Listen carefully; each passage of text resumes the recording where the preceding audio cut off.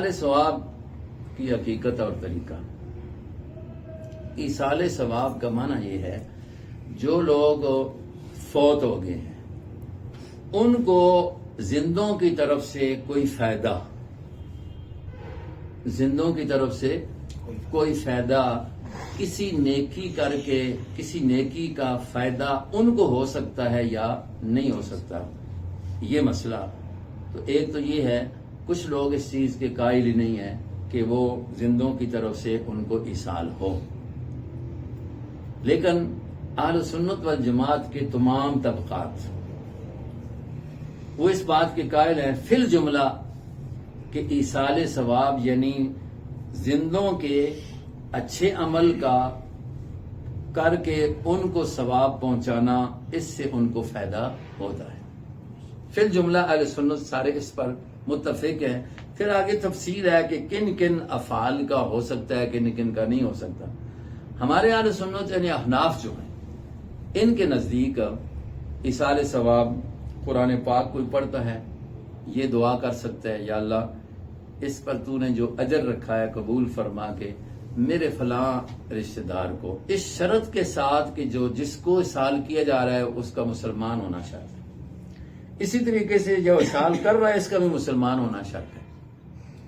ایصال مسلمان کی طرف سے مسلمان کے لیے ہوگا، کافر کے لیے نہیں ہو سکتا۔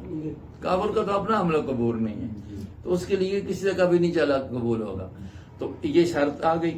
تو ہمارے اہل سنت یہ کہتے ہیں نیکی کر کے، قرآن پاک کی تلاوت نیکی ہے، ذکر و اذکار نیکی ہے، نفل عبادت کرتا ہے مثال کے طور پر تو خاص اسی لیے کرتا ہے تو یہ بھی نیکی ہے، مالی طور پر صدقہ کر کے تو ثواب پہنچانا چاہتا ہے تو یہ بھی کیا ہے، نیکی ہے۔ تو اس طریقے سے اس طرح کرے تو اس کو ثواب مل جاتا ہے اور ان کو پہنچ جاتا ہے، اس پر ان کو فائدہ ہوتا ہے، اس پر قرآن و حدیث کی ارشادات موجود ہیں۔ دعا کرتا ہے کسی کے لیے، قرآن میں صراطاً موجود ہے کہ اس کو فائدہ ہوتا ہے، رب اغفر لی ولوالدی وللمؤمنین، یہ دعا کیوں سکھائی گئی ہے؟ یوم یقوم الحساب۔ اسی طریقے سے احادیث ہیں جس پر بہت ساری میں تفصیل میں نہیں جانا چاہتا، تو مسئلہ اصل یہ ہے، یہ نفس ایصال ہے، لیکن شرعی طریقہ اس کا یہ ہے کہ اس کے لیے کوئی تعیین وقت کہ یار صرف فلاں دن ہوگا، فلاں وقت ہوگا، یہ کرنا شریعت میں نہیں ہے، جو لوگوں میں رائج ہو چکا ہے۔ لوگ اپنے طور پر ایصال ثواب کر رہے ہیں لیکن وہ طریقہ غلط اختیار کر رہے ہیں، اس کی اصلاح ہونی چاہیے۔ نفس ایصال ثواب کا انکار نہیں ہونا چاہیے۔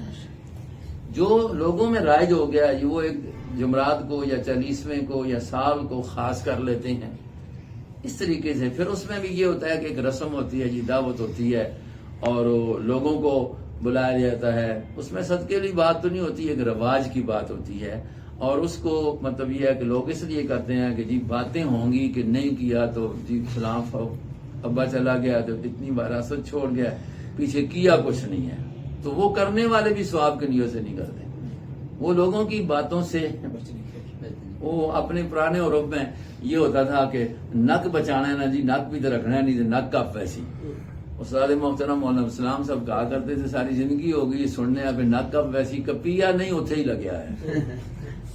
تو یہ طریقہ ایصال ثواب فی نفس ہی ہے، مسلمان میت کو مسلمان کی طرف سے نیکی کوئی کر کے، ہمارے اہل سنت والجماعت احناف کے نزدیک ہر نیکی کا اجر دیا جا سکتا ہے۔ کچھ دوسرے حضرات تھوڑی سی تخصیص کرتے ہیں، وہ اس کی ضرورت نہیں ہے۔ تو یہ مسئلہ اس حد تک ہے۔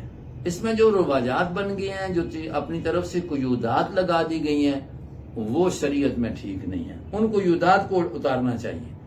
خیرات کا نام ہوتا ہے، کھلایا جاتا ہے مالداروں کو، وہ خیرات تو نہ رہی نا، وہ تو رواج ہو گیا، اس کا کیسے ایصال ہوگا؟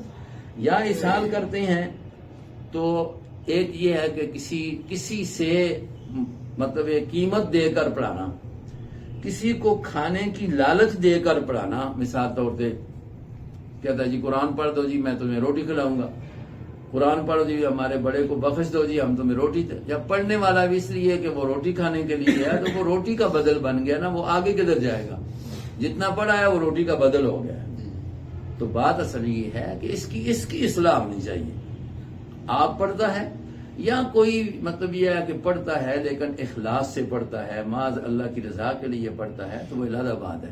یا تم مالی صدقہ کرتے ہو تو ظاہر ہے صدقہ تو تب ہوگا جب غریب پر ہوگا, امیر پر صدقہ تو نہیں ہوتا.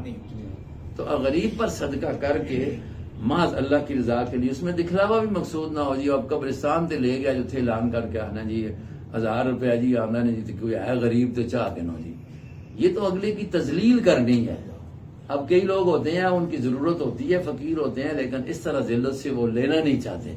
تو یہی اگر وہ بجائے اعلان کے گھر میں ہی پتہ ہوتا ہے کہ اب میرے پڑوس میں ہے, میرے محلے میں ہے, میرے گاؤں میں ہے, کون مستحق ہے, اس کو دے دیا جائے, اس وقت دیا جائے, 2 دن بعد دیا جائے, پہلے دے دیا جائے, تو سب سے بہترین تو وہ ہے کہ جو اپنے ہاتھ سے دے کر جائے. نہیں تو پچھلے بھی کریں گے تو ثواب ہو جائے گا.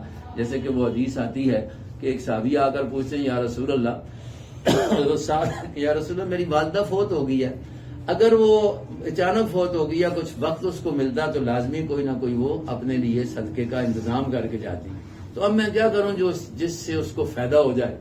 تو حضور علیہ الصلوۃ والسلام نے فرمایا فلاں جگہ لوگوں کی پانی کی ضرورت ہے تو آپ وہاں پر پانی کا انتظام کریں. انہوں نے کنواں کھدا دیا. اب کنویں کا نام بھی حدیث میں آ گیا کہ بیر ام سعد, تو وہ کنواں ایک وقف ہو گیا. اب ظاہر ہے کہ اس سے پانی پینے والے پئیں گے, ایک ضرورت ہے, جانور پئیں گے, مطلب انسان پئیں گے.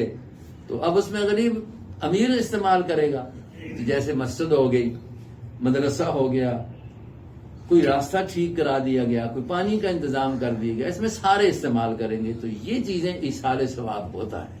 تو اس طریقے سے کرنا چاہیے, اور یہ حق بنتا ہے پچھلوں کا کہ اپنے بڑوں کو یاد رکھا جائے.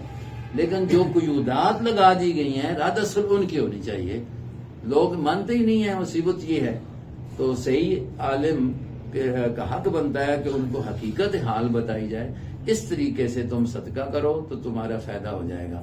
ہم پڑھتے تھے تو ایک جگہ اس طریقے سے قرآن پڑھنے کے لیے ہمارے وہاں حضروں میں محلے میں ایک شخص تھے, ان کے مسجد کی جگہ بھی انہوں نے وقف کی تھی. ان کا بیٹا فوت ہو گیا تھا ایکسیڈنٹ میں, تو انہوں نے کہا جی ختم پڑھنا ہے. تو سارے محترم کہا جاؤ یار ذرا ان کا دل خوش ہو جائے. تو ہم چلے گئے وہاں پر قرآن پڑھا. تو انہوں نے کھانے پینے کی اشیاء بڑی مطلب رکھی. تو میں نہیں میں ان کو کہا, میں نے کہا بابا جی ہم جاتے ہیں دعا کرو. تو کہنے لگا یہ کھاؤ. میں نے کہا ہم کھاتے نہیں ہیں. تو وہ کہنے لگا نہیں جی میں نے تو آپ کے لیے انتظام کیا ہے. تو میں نے اس کو ایک بات سمجھائی, ان پڑھ بندہ تھا.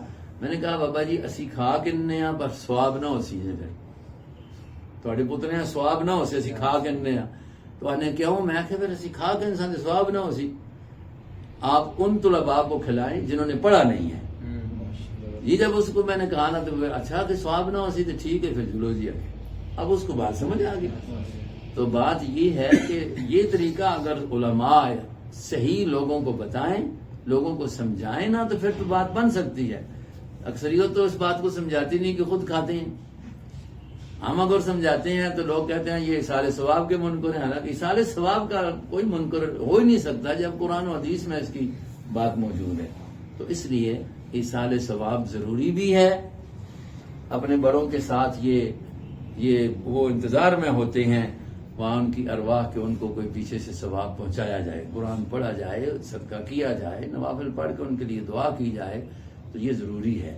لیکن جو قیودات لگا دی گئی ہیں ان کو ہٹانا چاہیے. وہ ہٹ جائے تو نظام ٹھیک ہو جائے. جب جنازہ ہو جائے تو اس کے بعد فوراً ہاتھ اٹھا دیتے ہیں. جی جنازے کے بعد جب سلام پھیر دیا جائے تو اس دعا کو متصلاً کرنا جو ہے نا مطلب ہے کہ منع کیا گیا ہے. تمام فقہاء کرام نے اس کو منع کیا ہے. لا یدعو للمیت بعد صلاۃ الجنازہ, یہ مشکات کے حاشی پر بھی عبارت لکھی ہوئی ہے. اور اسی طریقے سے باقی تمام جتنے بھی کتابیں ہیں ان میں اس کو منع کیا گیا. یہ بھی رواج بن گیا جی جنازہ ہو گیا پھر جی دعا کرو جی, پھر جی دعا کرو. پھر دعا ہے تو قبر پر ہے. تو اگر والدہ صاحب ہیں ماں پہ قبر پہ ہم جب اپنے انفرادی علیحدہ دعا کرتے ہیں قبر پر جا کر, جی تو اس میں ہاتھ اٹھانے چاہیے یہ دل میں مانگنا. ویسے مسئلہ یہ ہے قبرستان پر ہاتھ نہ اٹھا کے دعا کرنا اولا ہے، اولا ہے۔ لیکن کوئی اٹھائے تو اس کو ناجائز نہیں کہتے ہیں۔ ٹھیک۔ قبرستان پر جائے تو ہاتھ نہ اٹھا کر دعا کرنا بہتر ہے۔ اپنی جی دعائیاں ہیں وہ پڑھے، قرآن کی تلاوت کرے، ان کو وصال کرے، تو یہ ہے۔ لیکن کوئی اگر اٹھا لیتا ہے اس کو فوری طور پر یہ بھی نہیں کہ حرام کام کر دیا ہے، یہ احتیاط کی بات ہے۔